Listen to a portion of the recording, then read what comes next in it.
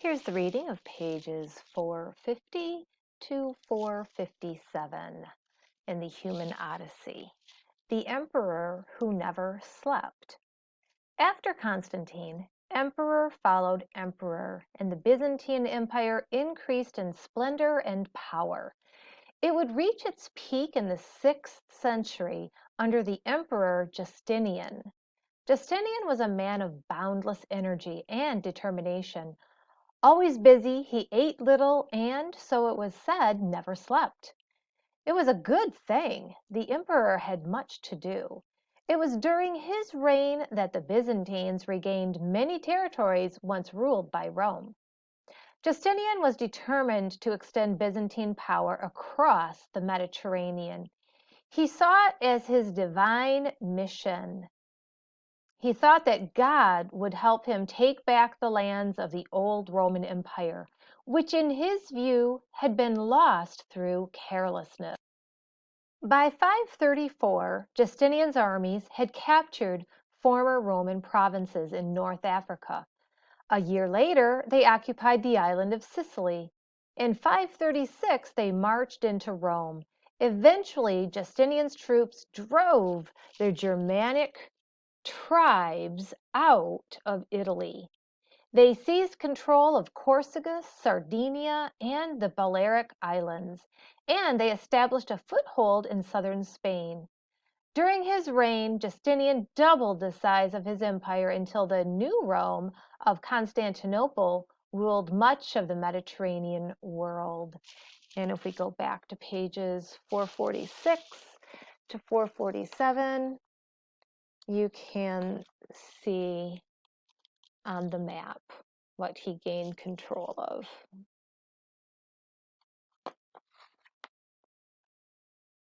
Justinian's Code. Like their Western ancestors, the Eastern Romans took great pride in their laws. Over the centuries, however, the laws of the empire had become outdated. Sometimes one law repeated another, and sometimes two laws might say opposite things. Justinian found the whole situation confusing. He told his advisors that a single empire needed a single set of laws. He wanted all his subjects to obey the same laws, no matter where they lived. The laws should be easy to understand, and, he insisted, they should not contradict each other. Shortly after he became emperor, Justinian set up a commission of 10 men to make a single legal code, or body of laws. The work took decades, but in 565 the job was finally finished. The code was known in Latin as the Codex Justinianus, Justinian's Code. The emperor sent copies to all the provinces of the empire. Everyone was to follow the code. Here are a few of its 4,562 laws.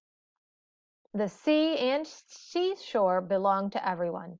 Every person in the empire is allowed to go to the beach. Rivers belong to everyone. Anyone in the empire can fish in the rivers without being told to leave. He who finds a jewel or other treasure washed up on the seashore may keep it for himself.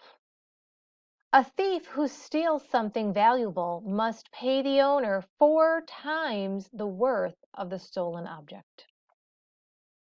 If someone is trimming a tree near a road, he must call out a warning to anyone passing by. Be careful, he should say.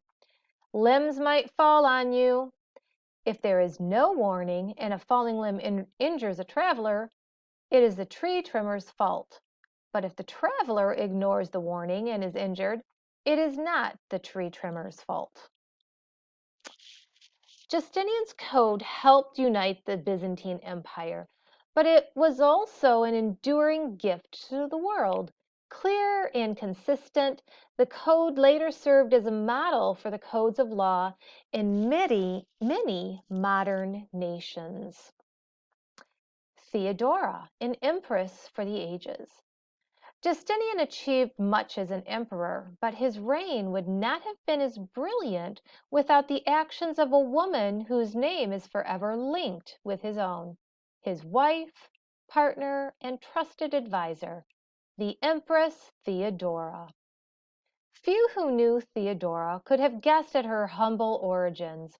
Her father was said to be a bear keeper at the Hippodrome, Constantinople's equivalent of Rome's Colosseum, the place where people came to be entertained. Her mother was an actress, which was then considered a lowly profession. The beautiful young Theodora followed in her mother's footsteps. But Theodora was not just gifted on stage. She was decisive, intelligent, brave, and compassionate. She would display all of these qualities as empress. Just how she met Justinian, we do not know. But the new empress certainly caused a stir. Why, some people clucked she wasn't even a patrician. With the support of her husband, however, she became a patrician and placed herself at the heart of the empire's political and religious life. Justinian would benefit from her good judgment. In 532, a mob of angry citizens battered down the palace gates. The emperor prepared to flee the city with his wife. But Theodora would have none of it. May I never see the day when those who meet me do not call me empress, she declared, pulling around her a robe of purple, the color reserved for royalty. As for me, I agree with the adage that the royal purple is the noblest shroud. Theodora's boldness helped save Justinian's empire. The revolt was suppressed, and emperor and empress proceeded with their plans for Constantinople. Theodora's plans included building hospitals for the sick and converting an old palace into a home for poor women. Justinian and Theodora helped transform their beloved capital into a city with many magnificent churches. None was more splendid than the church known as the Hagia Sophia. And there is a dome of the Hagia Sophia on the outside. The Cathedral of Hagia Sophia. The Cathedral of Hagia Sophia, whose name in English means Holy Wisdom, was an architectural wonder. Like other Byzantine churches, it was crowned by a great dome that symbolized heaven. Back when Western Roman Empire was still mighty, it had built many domed buildings. The domed Byzantine churches linked the greatness of the new Eastern Empire with the former greatness of the West. The roof of the Hagia Sophia was huge, the dome of all domes. To support its enormous weight, the builders erected an extraordinary system of interlocking marble piers and spanning arches. Hagia Sophia dominated the skyline of Constantinople, surpassing in size any church in Western Europe for 1,000 years. It sat like an enormous crown on a slope above the busy waters of the Bosporus. The interior of the building, ablaze with mosaics and frescoes, inspired awe. And there's the picture of the inside. Hagia Sophia was an achievement of which the emperor was justly proud, the most visible sign that the new Rome now surpassed the old.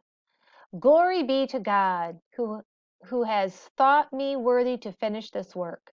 So declared Justinian when the cathedral was completed.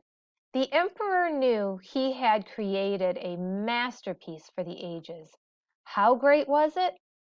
Perhaps, thought Justinian, it was even grander than the Hebrew temple in Jerusalem. Solomon, boasted Justinian, I have outdone thee. In addition to building Hagia Sophia, an enormous underground aqueduct, and a fabulous palace complex, Justinian and Theodora began an industry that to this time had been found only in China. Let's imagine that we're in Constantinople in the 6th century when China's secret traveled west to the heart of the Byzantine Empire.